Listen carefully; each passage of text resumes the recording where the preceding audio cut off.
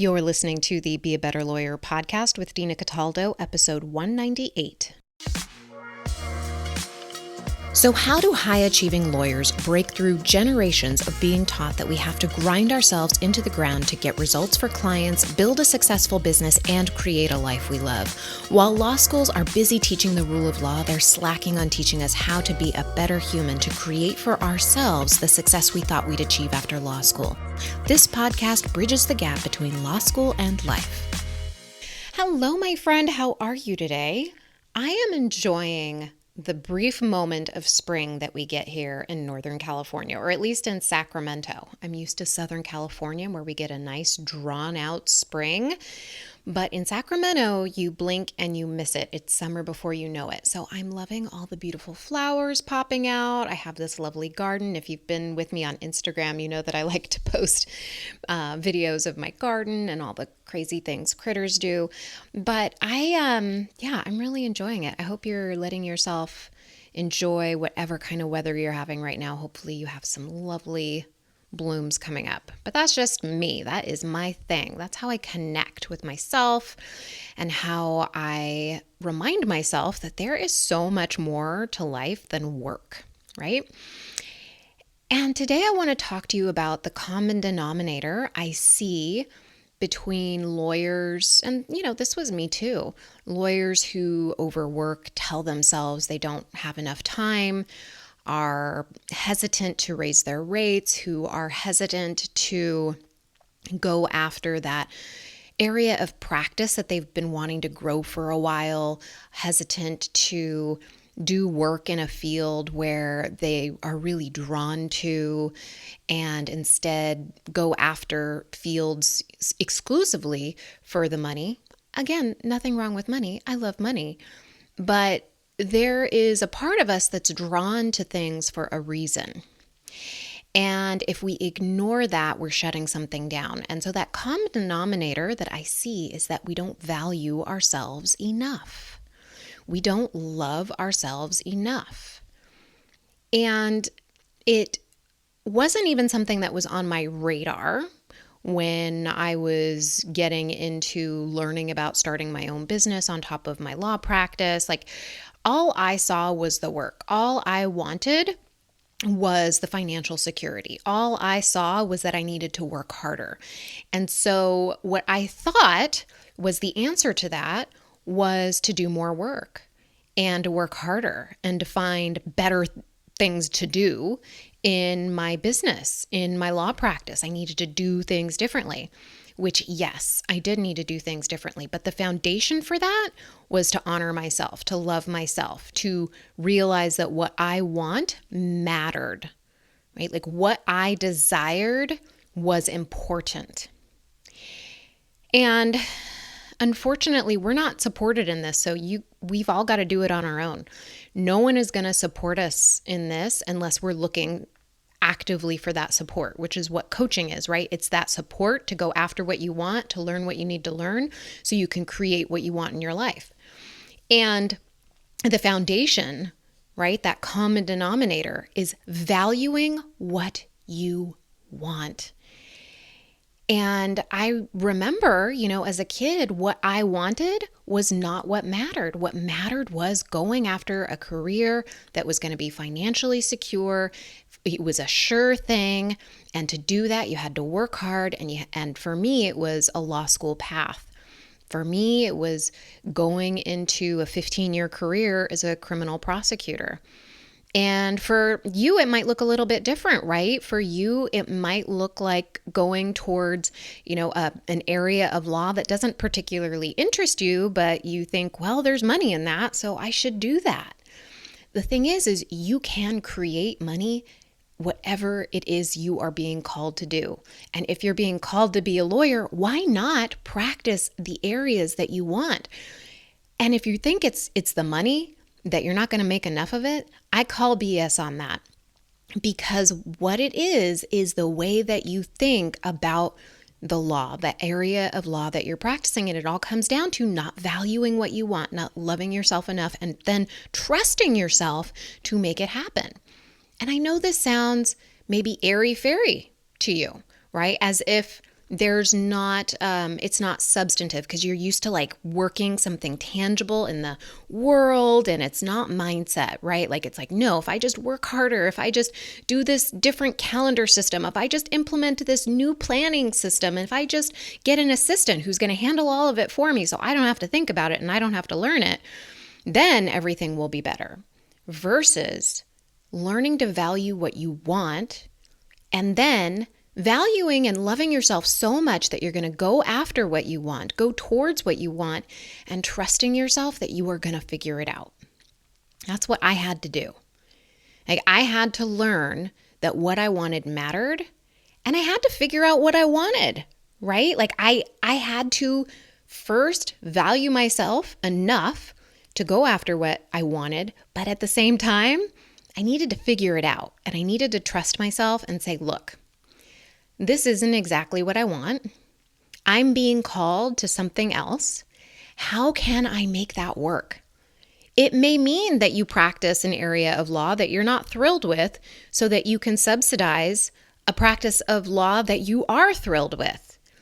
It doesn't mean it's not one or the other, right? It's not the black and white thinking we've talked about here before. It's not like, oh, I either practice this area of, family law that I dislike, but I'm making money at. I trust that the money's coming, or going towards the immigration law practice that you want, the estate planning practice that you want. It's not one or the other. You can incorporate them. And the only reason that we wouldn't do that, the only reason we would ignore what we want, is because we don't value what we want. We don't think that what we want really matters. And I'm telling you right now, it does. It fuels everything that you do. And if you don't notice it, it's only because you're not paying attention. If you feel yourself resentful, annoyed, and frustrated all the time, chances are there's something inside of you that you're ignoring. And I did this for a long time, so no judgment. It's just time, if you're listening to this podcast, to start asking yourself questions. Why? Why do I feel so resentful? Is it because that client was annoying and, said XYZ? Or is it because I'm not going after what I want, that I'm like suppressing it? And sometimes I'll talk to clients and they'll come to me and they'll want to work more, right? Because they think that's the answer, working more. And I'll say, look, I'm not prepared to teach you how to work harder. I am prepared to help you learn how to go after what you truly want and help you get it. Help you build the mindset that you need to create what you want. Because I'm in the creation business. Okay? I'm in the business of helping you find what you want and go after it with your whole heart. And it's scary, and it feels really big, and it feels really hard, and it's amazing.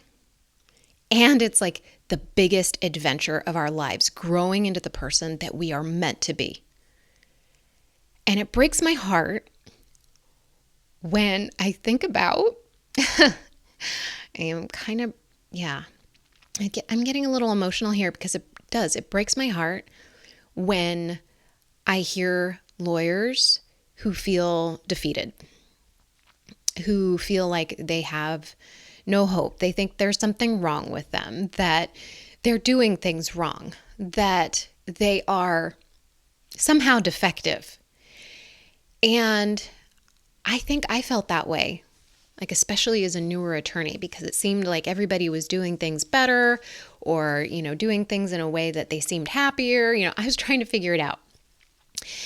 And what I learned about myself is that I wasn't creating space to figure out what I wanted, think about what I wanted, and then value it. Instead, I was just grinding myself. I was working weekends and nights and getting there early and waking up late because I didn't want to get up, and I kept hitting snooze, and I kept, procrastinating on building my business, and I felt guilty for not doing the work, and I thought there was really something defective. And what I learned is that I wasn't giving airtime. I wasn't giving space to what I even really wanted, because I thought that what I was doing, what was right in front of me, was it. That was the only option. That it was just too hard and too scary, and it didn't make sense for me to stop. I needed to pay my law school loans. I needed to do this. I needed to do that. I had responsibilities, blah, blah, blah. And so I needed to figure out what it is I wanted, and I needed to start experimenting. And that's exactly what I did. I started experimenting with a business, right? Like, if you've listened for a while, you know that it's probably been about 7 years now. I started a tea business online. I did everything. I had help with branding and, created content for it. And I really had a fun time learning. It was my learning process for what I wanted to do later, because I figured out, I don't really want a physical thing, and I really am into this mindset stuff that's happening with building a business. Like, what is this? I've never heard about this stuff before.